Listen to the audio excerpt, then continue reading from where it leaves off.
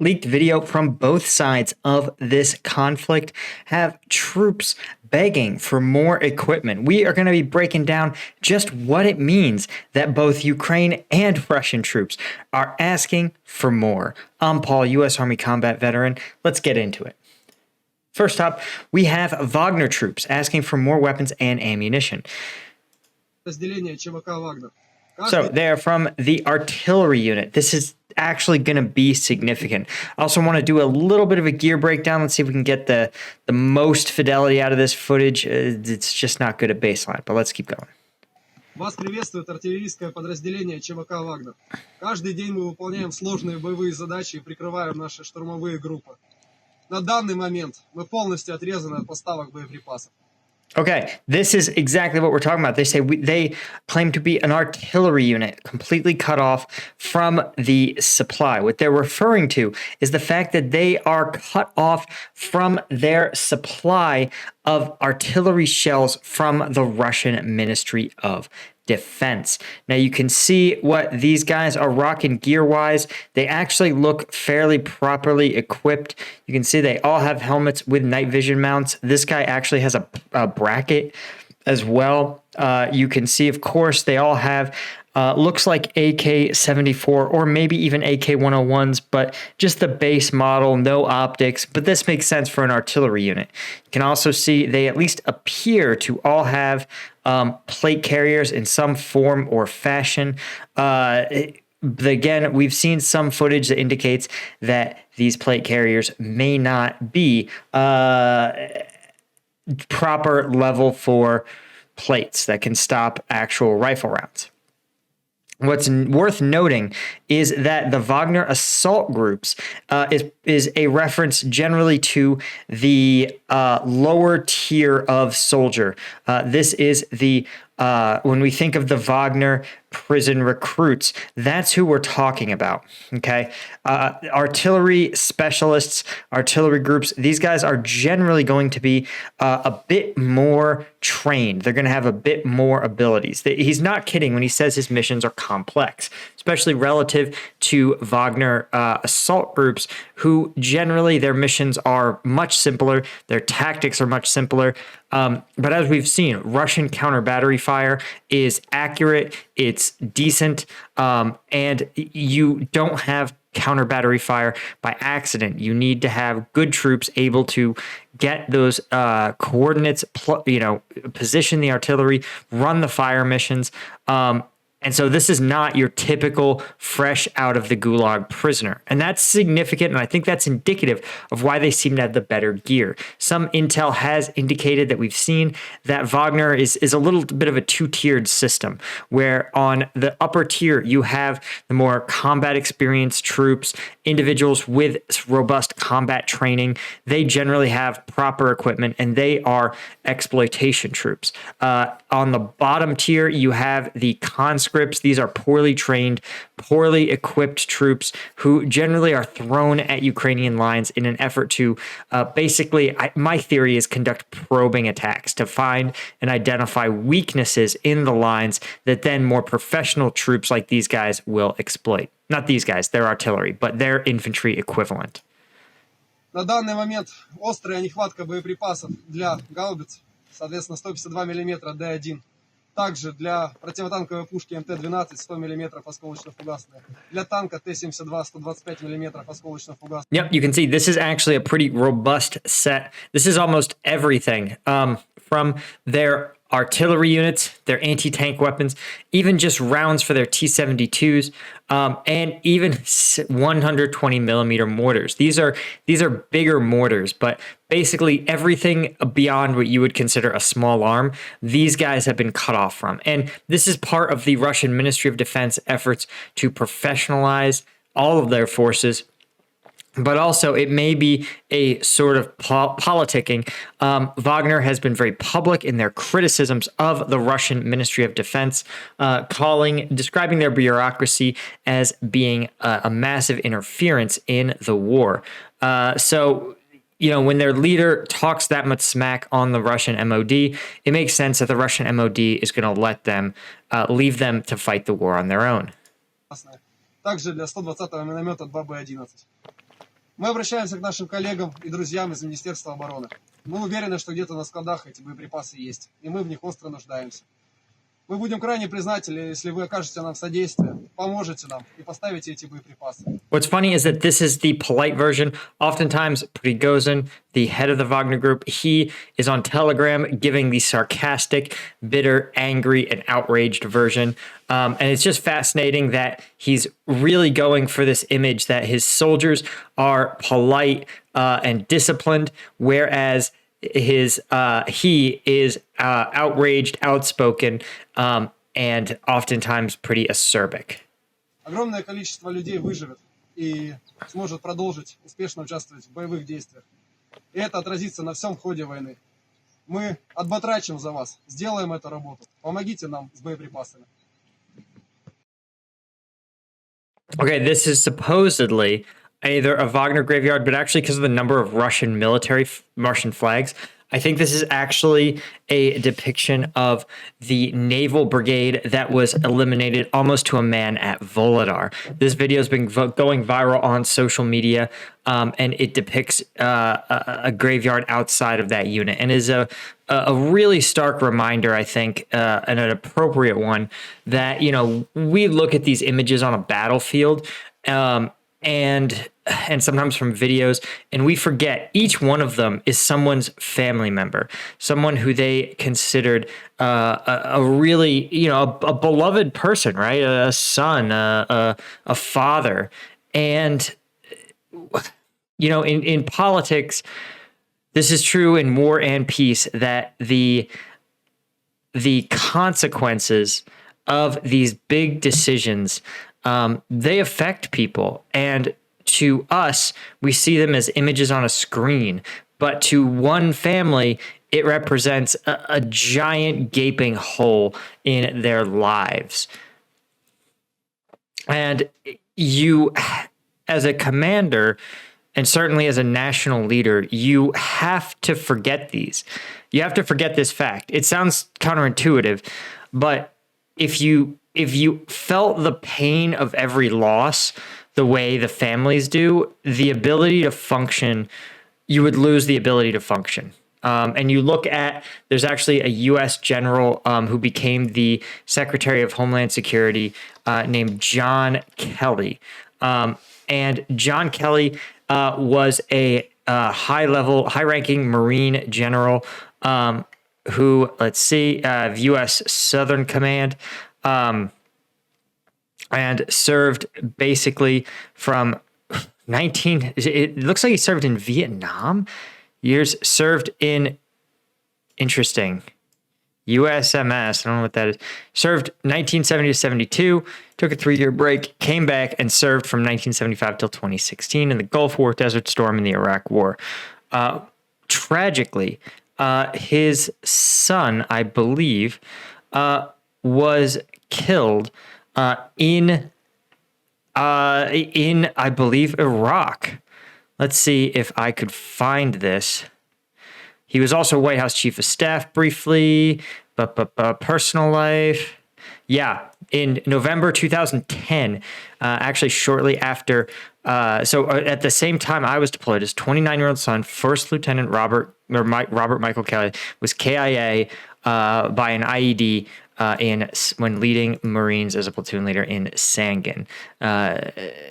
Just really tragic, and a testament to John Kelly's commitment to service, that even after that happened, he would serve as a Marine general for another 6 years, and go on to serve as the Secretary of Homeland Security, commander of Southern Command, and the White House Chief of Staff for, it looks like, 18 months.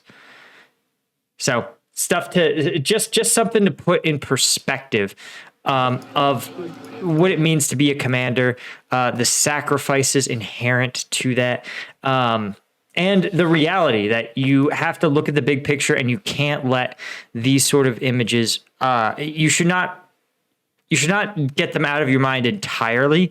You know, that way lies immense evil in history, but you also can't feel this pain so viscerally. But maybe you can. Again, John Kelly served honorably for years after his son's death in Afghanistan. So tough to say. Tough to say.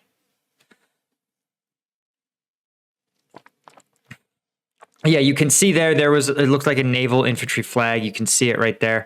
When it pans back, right there. See, there's an anchor. Yeah, I think this is the naval infantry graveyard. I don't know why they spliced this in here because this isn't Wagner Group, and I'm not sure why. But nonetheless, wild and dramatic to see. Again, we look at these battlefield things, and it wasn't even that significant, right? There wasn't even territory changing hands. Okay, now here's the interesting part. Here's Ukrainian soldiers fighting in Bakhmut also ask for more weapons. Let's take a listen. Okay, this is interesting. I think this is actually a CROWS system. This is a automated turret system in which you can engage targets with a camera. Your gunner never has to be exposed. I think. They're loading into an MRAP, mine-resistant ambush-protected vehicle. While not a frontline combat vehicle in this conflict, it's a really effective way to operate just slightly behind the front lines. You can really get very close. It basically can eat.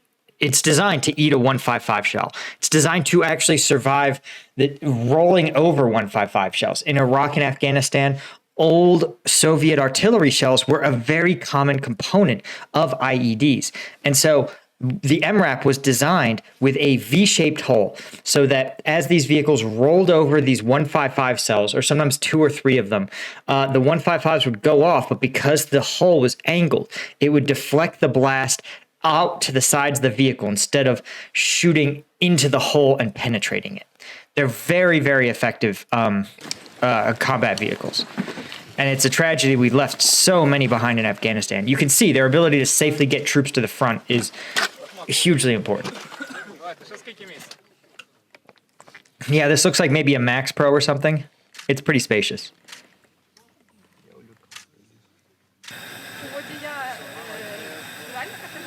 Підвозить десант на бойові позиції. Зарекомендував себе дуже добре. Bushmasters. Okay. Тут дуже крепке дно, те, що не дуже... He's talking about the strong bottom is a reference to the V-shaped hull that can withstand this sort of thing. Let's see. I don't remember a Bushmaster. Here we go. Bushmaster protected mobility vehicle. A Royal Army of the Netherlands. There you go. Okay, it does have the CROWS system or a remote turret system. Currently in service with the Australian Army, Australian Air Force, Netherlands, British Army, Japanese SDF, Indonesian, something called the Fiji Infantry Regiment, Jamaican Defense Force, New Zealand Army, and the Armed Forces of Ukraine. So it sounds like interesting, it was built in 97, so it actually predates the MRAP program. But what's interesting is that probably the original V-shaped hulls were actually in vehicles designed by the South Africans, who encountered a lot of mines in the Angolan and Mozambique War. And those were actually called armored cars. Let's see. I know we're gonna get this. Here we go. Fighting armored. Oh yeah, the Eland. Okay, the Eland this is probably one of the original MRAPs. You can see it is not a tank. It is not tracked. It's a car. It has a driver, a gunner, and a troop commander or a truck commander. It has a V-shaped hull, and this is because in fighting in conflicts like the Angolan Civil War, the Rhodesian Bush War, the South African Border Wars, that these vehicles, these took place when you had like companies or battalions covering areas the size of Ukraine. So you had to come up with this extremely light, extremely mobile vehicle that could bring firepower to wherever the fight was happening quickly, sometimes hundreds of miles. And the solution was this armored car. This can be thought of as the first MRAP. This is a sort of upgraded version of it, right? You can see they've gotten away from the heavy tank style turret, gone over to a protected remote turret. But the principle is the same. They also added the troop carrying capacity, and now, of course, we have the larger MRAP program. Okay.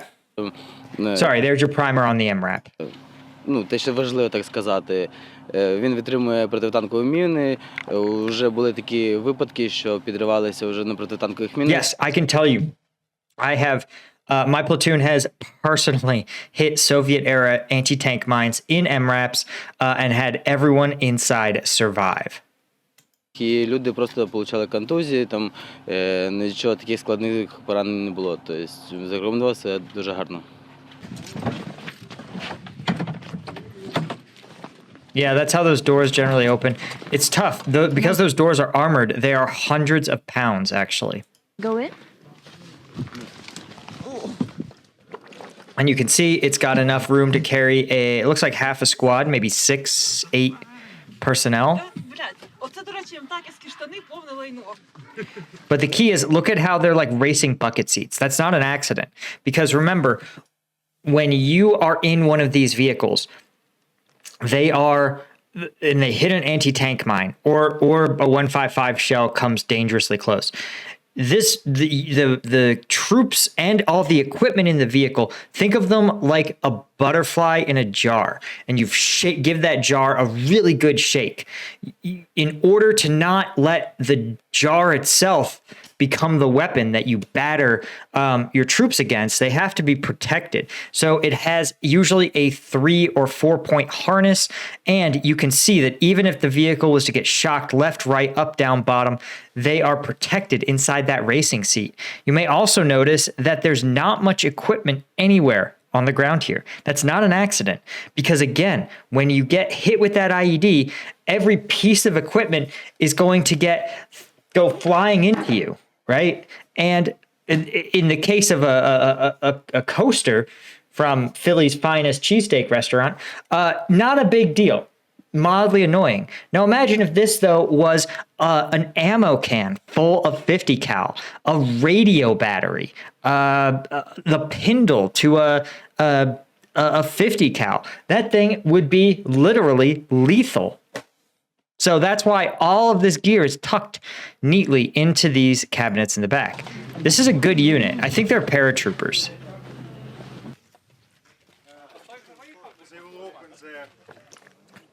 You can see they have a burlap cover that they've installed on it. There's their radio antenna, their remote turret system. Він також допомагає. Yeah, this is why I think this is a paratrooper unit. There's that bad boy right there. Jump wings. Підвозити десант до бойових позицій, куди це можливо, де не прострілюється, виконує різні задачі. Yep. This is why the U.S. military fell in love with MRAPs. It can do they're little do-it-all vehicles. They can take the almost all the weapons that are the Taliban and Iraqi insurgents could throw at us. The only thing that could really still mess with them was EFPs and occasionally a really good shot with an RPG. They were spacious enough that you could evacuate a casualty in them.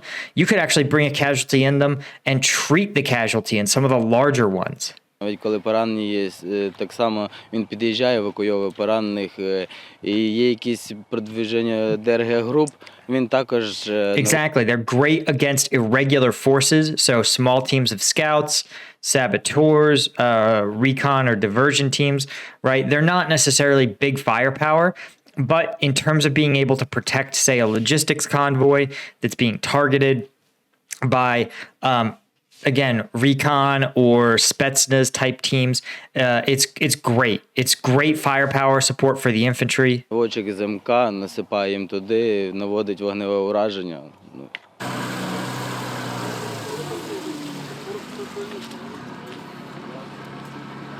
Не жалійте, давайте побільше нам техніки, побільше озброєння, а ми будемо вже розбиратися з російськими окупантами, будемо їх знищувати разом до перемоги. Україна єдина ціла, слава Україні. Героям слава.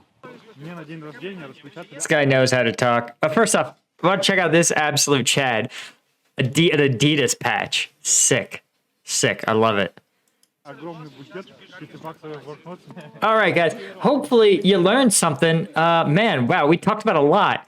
If nothing else, you should have learned something about the IEDs, the wide world of the IED and the MRAP. Anyway, guys, if you want access to today's breakdown on Patreon, I'm doing a special Wednesday drop, and we are going to be taking a look at the trench video. You know what I'm talking about? They're calling him the Ukrainian Rambo. We sort of took a look at a small clip on Friday, but I found the full-length clip. We're going to be breaking everything down around it. And it's all on the Patreon, obviously. YouTube cracking down. You may have even seen one of the tamest channels, Jameson Travels, literally the chillest military react channel, got demonetized, like fully. And so none of us are safe is my point. We're all here at the behest of YouTube.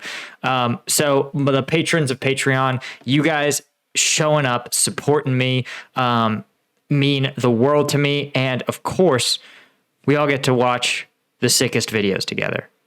So become a supporter. Thanks to my Lieutenant tier patrons. Thanks to my Colonel tier patrons, EC1978, Predator 7R, and Judith Haynes. And I will catch y'all in the next one.